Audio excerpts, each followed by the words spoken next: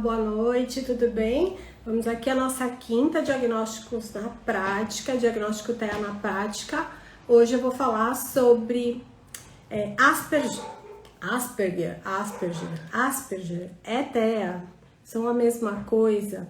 Essa pergunta surgiu entre as alunas lá do curso de diagnóstico do transtorno do espectro autista e eu resolvi trazer aqui para a live. A gente está no meio da jornada diagnóstico TEA.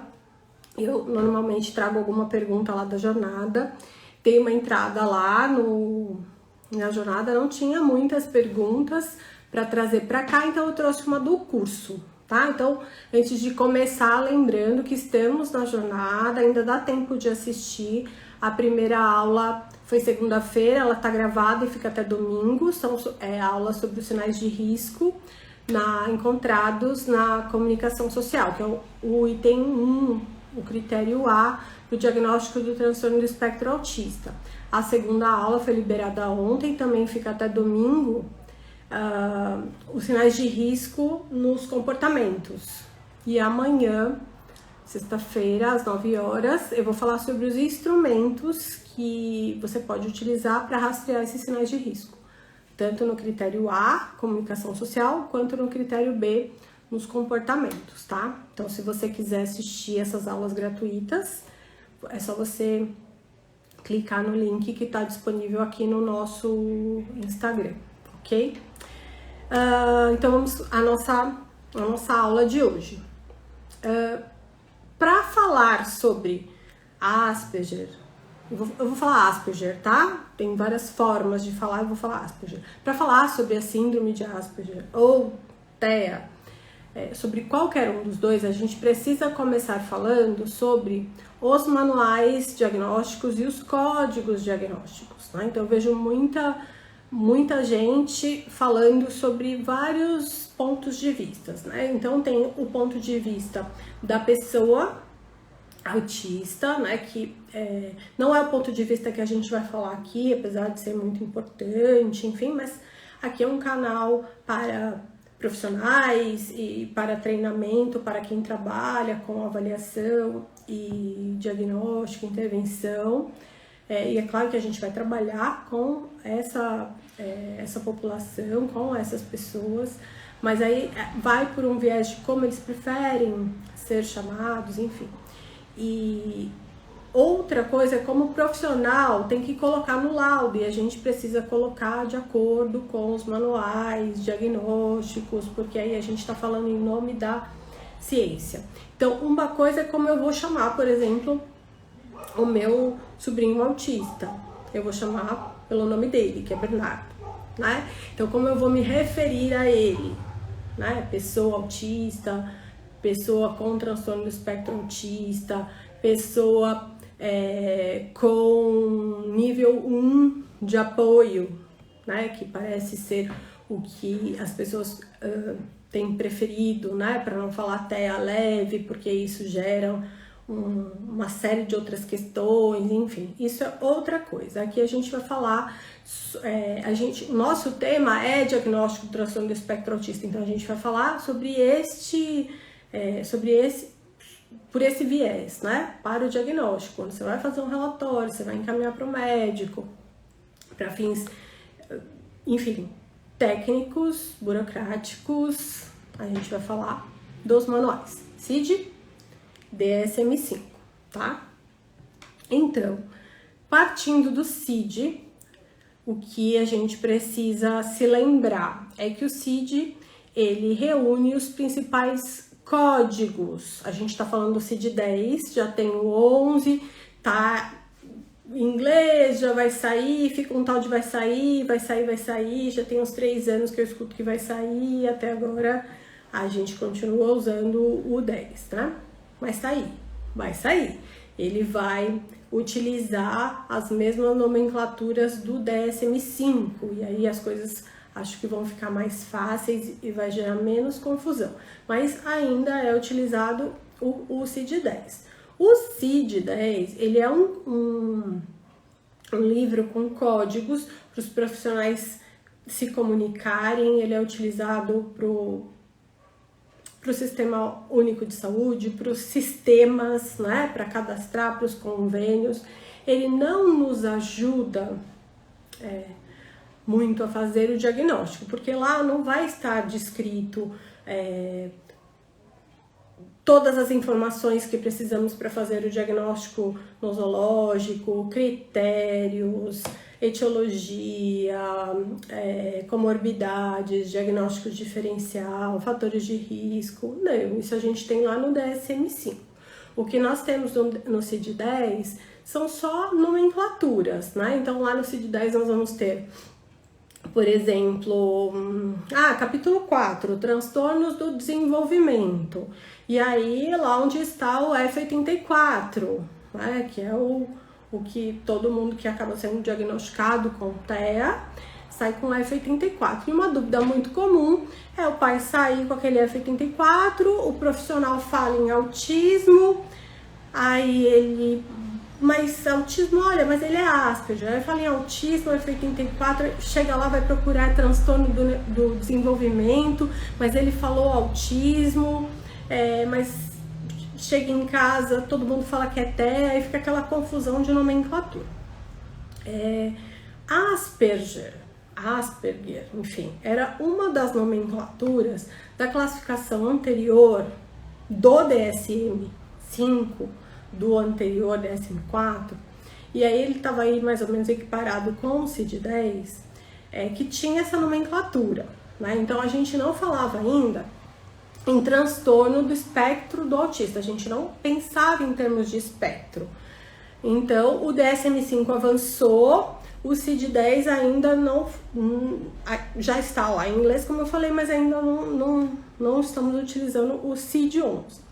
No CID-10, nós temos a classificação de transtorno do desenvolvimento, no capítulo 4, os transtornos do desenvolvimento, e lá nesses transtornos do desenvolvimento nós temos autismo infantil, nós temos síndrome de Rett, nós temos síndrome de Asperger, por exemplo, tem lá outras coisas que eu não vou me ater aqui. Todos esses estão como TGD, transtornos do desenvolvimento. Alguns foram retirados e lançados para outras categorias, e autismo infantil e síndrome de Asperger foram agrupados na mesma categoria, que é o transtorno do espectro autista. Isso lá no DSM-5 e no CID-11 vão estar na mesma categoria. No DSM-5 já está, onde? No transtorno do espectro autista. Então, o transtorno do espectro autista é um grande guarda-chuva que representa toda a categoria, que lá no CID-10 atual, né, que é o que nós estamos utilizando, englobaria o Asperger e o autista. Qual seria a diferença? Já que agora a gente não usa mais a Asperger, a gente não usa mais autista, às vezes alunos perguntam assim, alunas lá do curso de diagnóstico, é errado usar Asperger? Não é errado, aí assim, novamente, né? E aí a gente tá falando aqui de questões técnicas e não da forma como as pessoas desejam ser chamadas, e eu sempre bato na tecla que a melhor forma de chamar é pelo nome, né? Mas quando a gente vai se referir à condição autista, tem a gente ficaria aqui falando um final de semana inteiro sobre vários olhares, né? Mas pensando nos manuais, se o CID-10 ainda está sendo usado, se um profissional utilizar Asperger, ou alguma pessoa utilizar Asperger, tá errado? Não, o manual ainda tá lá sendo utilizado. E é o CID que a gente coloca, que a gente tem que colocar nos relatórios. Então isso gera muita dúvida. Aqui, como supervisora de equipe multidisciplinar, como professora dos cursos de diagnóstico e transtorno do espectro autista, o que eu oriento é sempre colocar o CID, porque faz parte das orientações dos relatórios, né? Profissionais, psicólogos, por exemplo, é facultativo utilizar o CID, mas a gente também coloca o DSM. Então a gente referencia o DSM, transtorno do espectro autista, em seguida o código do CID, para que não gere dúvida. A gente também fala, mas isso é muito importante, está escrito, porque esse pai, a hora que está recebendo uma devolutiva, é uma enxurrada de informação e, às vezes, eu já falei isso aqui outras vezes, que a gente tem a maldição do conhecimento. Quem trabalha só com isso, quem trabalha muito com isso fica tão batido que a gente está falando ali, parece que é uma coisa tão simples. Aquele pai está ouvindo aquilo pela primeira vez e para ele é grego, é russo, ele nem sabe o que ele está ouvindo. E a gente está falando ali e pode ser que ele não esteja processando por questões ali do momento dessa devolutiva, emocionais, ou até mesmo por aquilo ser muito complexo. E para quem já trabalha com isso e está envolvido, aquilo ser muito simples. Então, no relatório, a gente coloca os dois, DSM-5, transtorno do espectro autista, entre parênteses ali o CID, F84 e menciona. Agora, tecnicamente, o que muda? Muda alguma coisa? Sim e não. Então, assim, o que é importante saber, o que é importante um profissional saber para fins diagnósticos, né? É importante o profissional saber que do DSM-4 pro DSM-5 aconteceram mudanças técnicas para fins de diagnóstico nosológico. E se o CID é equiparado com o DSM-4, né? O CID não nos dá o diagnóstico nosológico, né? Mas se ele é equiparado com o DSM-4, tem mudança aí. Qual é a principal mudança? A principal mudança é o fato de partirmos de uma tríade de sintomas, lá no DSM-4, ao qual o CID-10 está equiparado, para o DSM-5, uma díade de sintomas. Então, o que isso quer dizer? Autismo infantil, a diferença do autismo infantil para a síndrome de Asperger tinha algumas questões, que o autismo infantil tinha que ter atraso de linguagem, né? Então a criança tinha que ter atraso de linguagem, então para ser F84, autismo infantil, tá? Eu vi alguém perguntando aí o que é F84. F84 é o código do capítulo 4, transtornos do desenvolvimento, aí tem F84.0, autismo infantil, F84.1, autismo atípico, F84.5, síndrome de Asperger, enfim, tudo tá lá no CID, tá? Para ser autismo infantil, a gente tinha que ter atraso de linguagem, a gente tinha que ter, né, a dificuldade na interação social e os comportamentos comunicativos, os comportamentos repetitivos, estereotipados. Então, era uma tríade de sintomas e tinha que ter deficiência intelectual. O autista, ele tinha necessariamente deficiência intelectual. O Asperger, não. O Asperger não tinha atraso de fala, então era aquela criança que falava, né, ele tinha lá suas alterações na pragmática, mas ele falava, não tinha atraso nenhum de fala, mas tinha dificuldade de interação e os comportamentos comunicativos, os comportamentos repetitivos e estereotipados.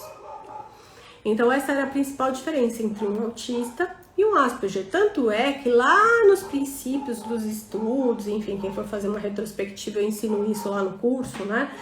Lá no comecinho, quando eu tô falando, um pouquinho, bem rapidinho, porque o curso é bastante prático, né? Mas dá uma passadinha rápida por essa história importante.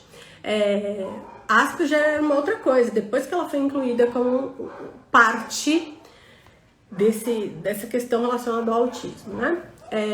Por quê? Afinal, eles falavam, né? Como assim? Tinha ali uma interação, depois é que foi se pensar na qualidade disso. Então, basicamente, quando os estudos foram aumentando, foi se percebendo que, opa, peraí, a inteligência e a fala não são critérios essenciais. São questões comumente relacionadas ao transtorno do espectro autista. Então, o que é essencial? E aí ficou a díade de sintomas, que é a comunicação social. Veja só, é a aula 1 da nossa jornada. Sinais de risco na comunicação social, que nada mais é do que a comunicação para fins de interação. tá? A aula que tá gravada, que eu falei que fica gravada até domingo. Essa é o critério 1. E o 2, que são comportamentos repetitivos, estereotipados, enfim, que é a nossa aula 2 da jornada. Então, essa é a díade de sintomas para o diagnóstico atual, tá? Então, eram 3. Tinha que ter atraso, tinha que ter dificuldade de interação e os comportamentos. E aí, a deficiência intelectual, se tivesse deficiência intelectual, era autista, se não tivesse, a gente pensava em Asperger, tá? Hoje não. Hoje a gente pensa em termos de espectro, então vamos pensar nível 1 de apoio, nível 2 de apoio, nível 3 de apoio, porque a gente também não fala em leve, moderado, severo, níveis de apoio, e aí vamos pensar no nível 1 de apoio. Tem aqui o nível 1, pouquíssimo apoio, e tem o nível 1 de apoio aqui, que é quase nível 2 de apoio. Por isso que é tanta diferença, né? Ai, mas meu filho não precisa quase nada de apoio. Olha, mas ele também tá no nível 1 de apoio, mas precisa de muito mais apoio, muito mais terapia, mais horas de fono, mais ajuda dos pais, né? Então, quando a gente pensa em espectro, a gente pensa num caminhar mesmo dentro do nível. Nível 1, a criança pode caminhar ali dentro daquele nível. Então, no DSM-5, o atraso de linguagem, ele foi retirado, porque ele não é específico do TEA.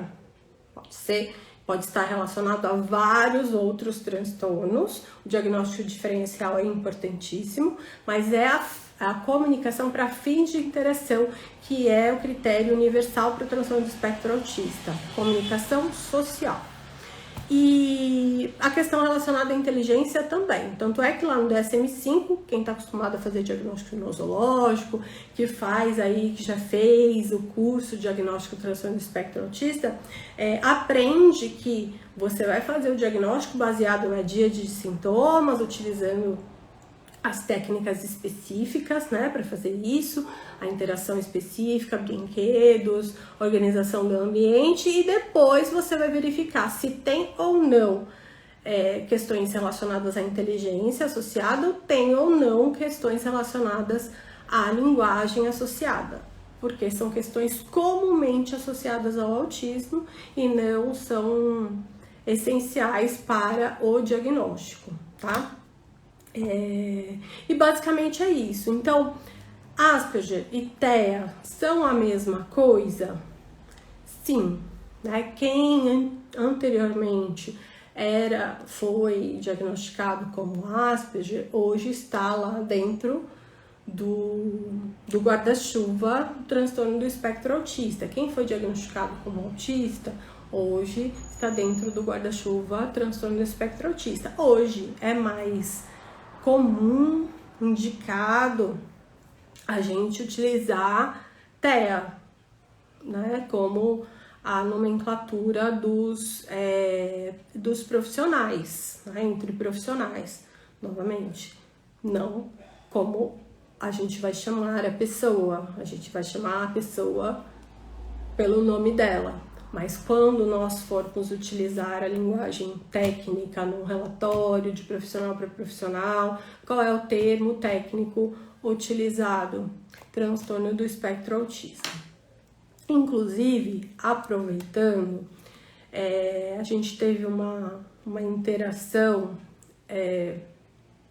eu não sei em que via que foi, porque na verdade eu vi muito rápido, porque são muitas interações, né? E eu acabo não vendo todos os comentários. Tem pessoas que trabalham fazendo edição, enfim, e respondendo. Enfim, e aí chegou até mim, né, um printzinho de um comentário. Porque a nossa jornada dessa vez fala em sinais de risco, né? Sinais de risco para TEA. E a pessoa não tinha gostado muito desse nome, sinais de risco para TEA, como se ter transtorno do espectro autista, como estar dentro do espectro autista fosse algo que fosse ruim, porque afinal a gente estava utilizando o termo risco. E eu, assim, eu compreendo isso, E acho que é por isso que eu estou enfatizando tanto aqui a questão, né, da linguagem técnica, da questão da linguagem científica, dos termos técnicos, dos termos que nós profissionais temos que utilizar por conta dos manuais, enfim, porque senão ia virar uma grande bagunça, né? Imagina cada um falando de um jeito. Os profissionais precisam se entender. O profissional de São Paulo precisa mandar um relatório para o cara lá do Mato Grosso, e o cara do Mato Grosso precisa entender o que eu estou falando. É para isso que servem os termos técnicos, para replicabilidade, para todo mundo se entender. Essa literatura não é do Brasil, ela é internacional. Esses guias são publicações internacionais. A gente tem que seguir essas publicações. Então, quando a gente fala em sinais de risco, a gente também está utilizando termos internacionais. Existe essa nomenclatura, sinais de risco para transtornos do neurodesenvolvimento, que estão lá no DSM-5. Então, não é uma forma pejorativa de dizer, é uma forma de notificar que aquela criança está precisando de avaliação de desenvolvimento e intervenção precoce, por exemplo, né? São termos técnicos que pode gerar algum tipo de mal entendido, enfim, questões aí relacionadas ao capacitismo, mas é o termo que a gente tem que usar, porque a gente não pode inventar outro na ciência, né? Eu acho que até o termo transtorno do espectro autista e algumas mudanças na literatura tem a ver com algumas questões que ficam meio pejorativas até nos termos anteriores, né? Mas enfim, não dá pra gente mudar, né? Então agora não vai ser mais quinta-feira, diagnóstico na prática, sinais de risco para a TEA, porque risco é capacitista, né? A nomenclatura é sinal de risco, os instrumentos chamam-se assim, né? MChat avalia o quê? Sinal de risco para a TEA. Então essas coisas não tem como a gente modificar, né? Então era isso, gente, que eu tinha para falar hoje. Então Asperger é TEA, sim. Eu posso usar Asperger? Pode. É indicado? Aí já não sei, né? O que eu acredito que é mais indicado é fazer uma leitura, entender com essa família, com o porquê usar Asperger, né? Por que Asperger não TEA, né? Porque em breve essa publicação, né, vai sair de cena e a gente vai ter só o CID-11, onde não vai ter mais Asperger. Então é importante que essa família seja orientada, que o termo correto, né, porque ainda não, a gente não está usando aqui no Brasil, mas internacionalmente já temos aí a publicação do CID-11 e já sabemos que não tem mais Asperger lá, porque já está equiparado ao DSM-5. Então, enfim, é isso. Hoje a gente fala transtorno do espectro autista e esses são os critérios diagnósticos, né?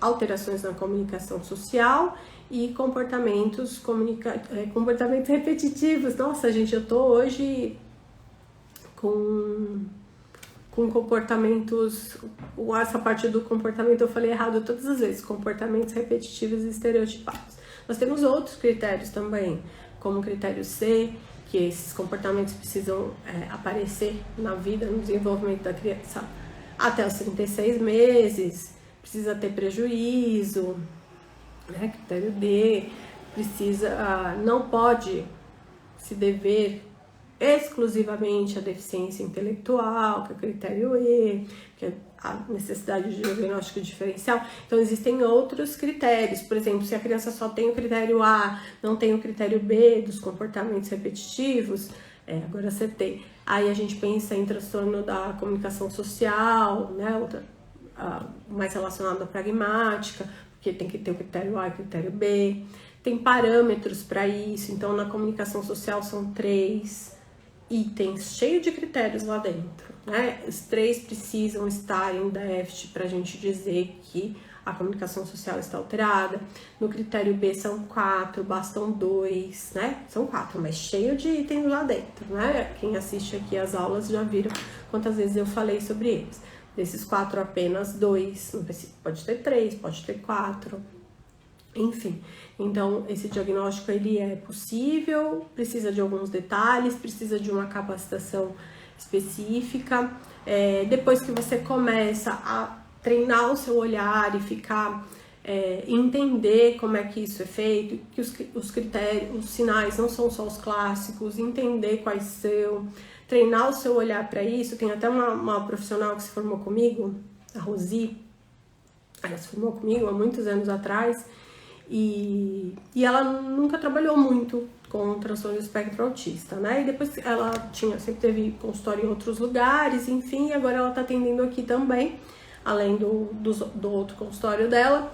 E aí, por estar aqui, a gente fazer muita avaliação multi, o nosso hiperfoco ser esse, ela começou também a fazer o nosso curso, né? A gente já tá na 12ª turma online, né? Fora os cursos presenciais que a gente deu. E a jornada, toda terça e toda quinta live, ela começou a acompanhar. Aqui a gente tem aqui a equipe de avaliação multidisciplinar, então assim, tem reunião toda hora, caso toda hora, a gente grava todas as avaliações, ela começou a participar mais. E aí chegou um dia que ela falou assim pra mim: Roberta, agora parece que eu tô vendo. Será que eu tô muito focada nisso? Na verdade, ela tem um olho bom, né? Ela consegue perceber os sinais. E aí ela começou a perceber alguns casos e ela começou a trazer: olha, será que é isso mesmo que eu tô vendo? Eu tô vendo coisa demais? Será que eu não tô vendo coisa onde não tem? E todos os casos lá no outro consultório que ela pensou, todas as coisas que ela teve de será que ela trouxe para avaliação foram casos bem interessantes, e ela estava sempre com o radar bem ligadinho, a bandeira vermelha dela estava ótima, uma ótima mira, assim. E num primeiro momento, a sensação que ela teve foi que ela estava vendo coisa demais, porque antes ela não via nada, tudo aquilo que ela achava que era super tranquilo, porque só conhecia os sinais típicos, né? Que é o flapping de mão, criança não olha no olho, criança não interage. Ela começou a perceber outras coisas que só aquele olho treinado, de quem trabalha mais com criança até, ou de quem fez uma capacitação, vai conseguir observar, né? Por isso que a gente fala para os pais, né, que precisam buscar profissionais que sejam experientes nesse tipo de avaliação, nesse tipo de população, né? Seja para uma avaliação multidisciplinar, porque esse diagnóstico é multidisciplinar. Isso é uma outra coisa muito importante. Muitos profissionais, eu vi aqui alguém fazendo uma pergunta de quem é que pode fazer o curso, né? Mais importante do que quem é que pode fazer o curso é quem é que pode fazer essa avaliação. Porque muitos profissionais não buscam essa capacitação porque nem sabem que fazem parte da equipe que vai garantir que essas crianças tenham um diagnóstico. Porque a pergunta que também é super polêmica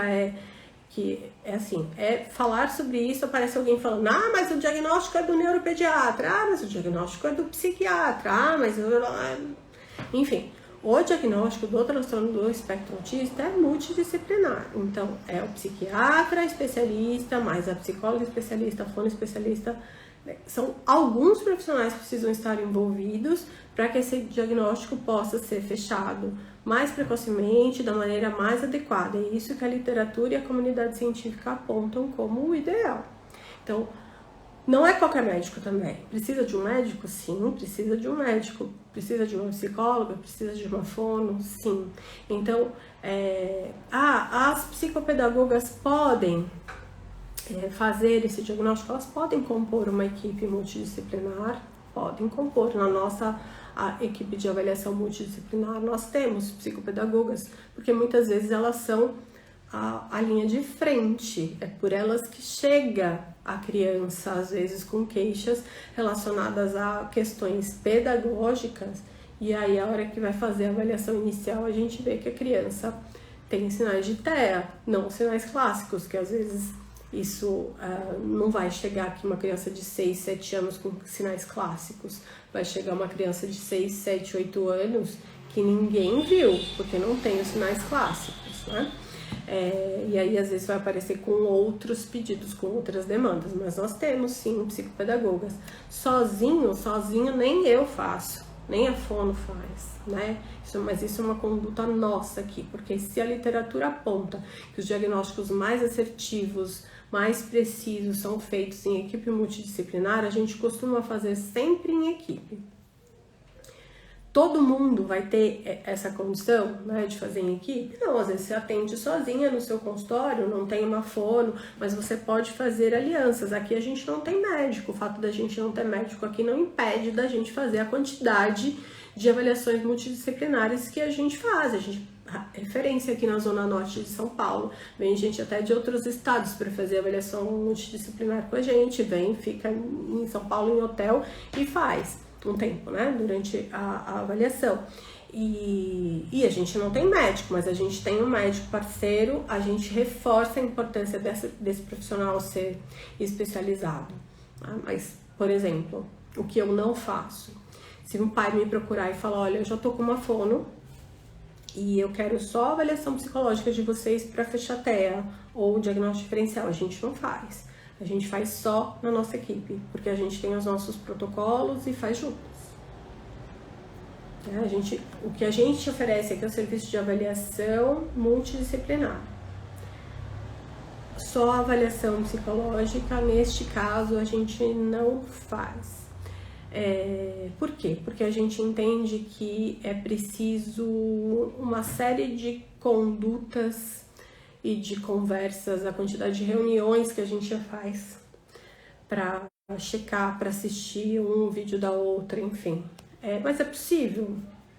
Antes disso, antes da gente ter, a gente já tem algum tempo, mas antes disso a gente fazia de forma não tão estruturada assim, também dava certo. Hoje não cabe mais para o Instituto fazer dessa forma, mas é possível. Muitas das minhas alunas pelo Brasil inteiro fazem sozinhas, com alianças com outras pessoas que elas sabem que tem um bom trabalho, e aí elas avaliam e pedem para o pai ir naquele consultório com aquela pessoa, e aí elas conversam depois e vão fazendo esse trabalho em conjunto mesmo que à distância, né? Mas é essencial que esse trabalho seja feito e conversado, senão faz uma avaliação psicológica lá em janeiro, essa profissional não conversa com a fono, esse trabalho com a fono vai ser feito em junho, aí vai lá no médico em setembro. Quando esse médico chegar, tá tudo desconectado, uma falou uma coisa, a outra falou outra, elas não se conversaram, o tempo se passou, e aí realmente esse médico vai falar, olha, coloca em terapia e volta daqui a 3 meses, que eu quero ver, porque ele não conseguiu agregar os dados. Então os dados em conjunto são muito importantes ao mesmo tempo para que esse profissional possa ver a qualidade daquele repertório de comunicação social daquela criança naquele momento, né? Então, nesses casos, um relatório de avaliação unificada é muito importante, mas não é só assim que é possível fazer, né? Bom, gente, era isso. Deixa eu ver aqui se tem alguma pergunta específica. Eu acho que não. Eu só tô vendo gente entrando, mas não tem pergunta. Então, só retomando aqui as perguntas que eu vi, que o pessoal fez. Se tem o curso, tem.